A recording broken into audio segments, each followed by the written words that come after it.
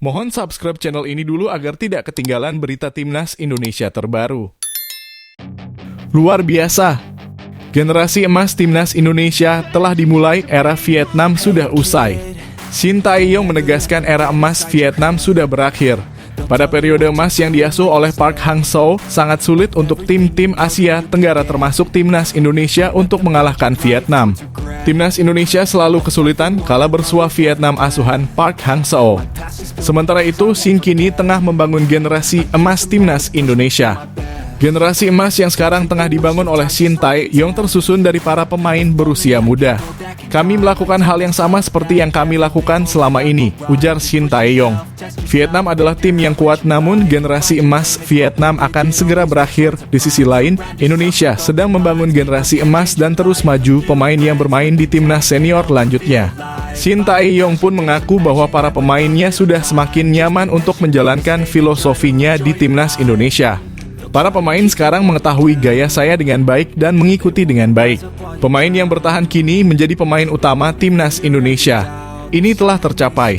Dalam jangka panjang saya telah melihat jauh ke depan. Saya bekerja sangat keras. Tim mendapatkan kekuatan karena itu, pungkasnya.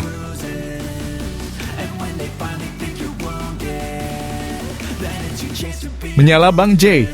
Jay Itzes jadi bintang pilihan AFC di kualifikasi Piala Dunia 2026. Seperti yang diketahui, bek Venezia itu merupakan pendatang baru di skuad Timnas Indonesia.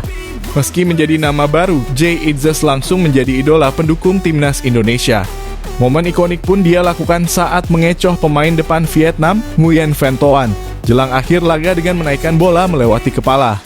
Jay Itzes bahkan sukses membuka keunggulan Timnas Indonesia pada laga leg kedua melawan Vietnam. Penampilan gemilang Jay Itzes mendapatkan sorotan dari AFC. AFC lantas memilih Jay Itzes jadi salah satu bintang dalam laga kualifikasi Piala Dunia 2026 zona Asia. Jay Itzes yang melakukan debutnya di Indonesia dengan clean sheet dalam kemenangan 1-0 melawan Vietnam di matchday ketiga. Membawa segudang pengalaman bermain untuk klub-klub di Belanda dan Italia. Tulis laman resmi AFC. Bek tengah berusia 23 tahun ini juga tidak perlu menunggu lama untuk mencetak gol internasional pertamanya. Menyundul umpan sepak pojok Tom Haye untuk membuka skor dalam kemenangan 3-0 melawan tim asuhan Philippe Troussier. Hasil itu meningkatkan peluang mereka mencapai babak ketiga lanjutnya.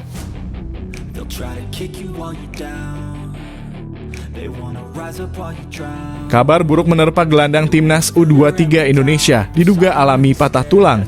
Bekam Putra mengalami cedera saat memperkuat Persib melawan Bayangkara FC pada laga pekan ke-30 Liga 1 2023-2024. Persib belum lama ini memberikan kabar terkini terkait cedera Beckham.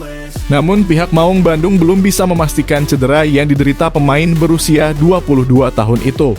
Raffi Ghani selaku dokter tim memiliki dugaan bahwa Beckham mengalami patah tulang. Untuk Beckham, memang ada pembengkakan cukup besar di bagian punggung kaki kanan. Karena ada kecurigaan adanya patah tulang, kami langsung bawa ke rumah sakit untuk menjalani X-ray, kata Raffi. Beckham dijadwalkan menjalani pemeriksaan di rumah sakit pada Senin 1 April 2024. Raffi berharap pemain berposisi sebagai gelandang itu tak mengalami cedera parah dan dapat segera pulih. Kami sudah jadwalkan hari Senin 1 April 2024 untuk menjalani CT scan. Sejauh ini bengkak dan rasa nyeri berkurang. Kita doakan semoga bisa segera pulih, tuturnya. Sementara itu, ini tentu menjadi kabar buruk bagi Shin Tae-yong. Pasalnya, Beckham Putra menjadi salah satu pemain yang dipanggil ke timnas U23 Indonesia untuk menjalani persiapan menuju Piala Asia U2030 2024.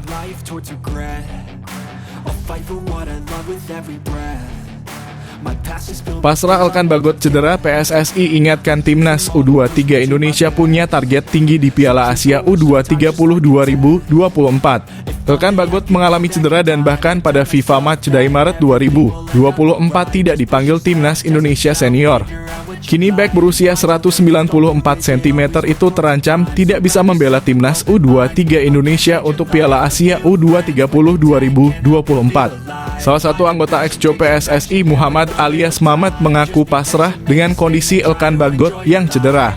Namun dirinya mengingatkan bila timnas UB23 Indonesia punya target tinggi di Piala Asia U2030 2024. Ya kalau cedera gimana lagi, kata Muhammad Alias. Tapi kan apapun yang terjadi kita punya target yang tinggi. Kita nggak ingin jadi partisipan saja di Piala Asia U23, kita juga minta dari masyarakat Indonesia karena apapun yang terjadi ini adalah kualifikasi Olimpiade. Kita akan maksimalkan, kita minta bantuan juga pada klub-klub untuk melepas pemainnya agar yang main di U23 besok itu yang terbaik, tambahnya. Muhammad mengakui juga dirinya membantu komunikasi agar klub melepas pemainnya ke timnas U23 Indonesia. Kami masih harus menunggu komunikasi yang masih berjalan antara PSSI dan klub. Semoga berjalan dengan baik dan semua pemain terbaik bisa kami bawa, tambahnya.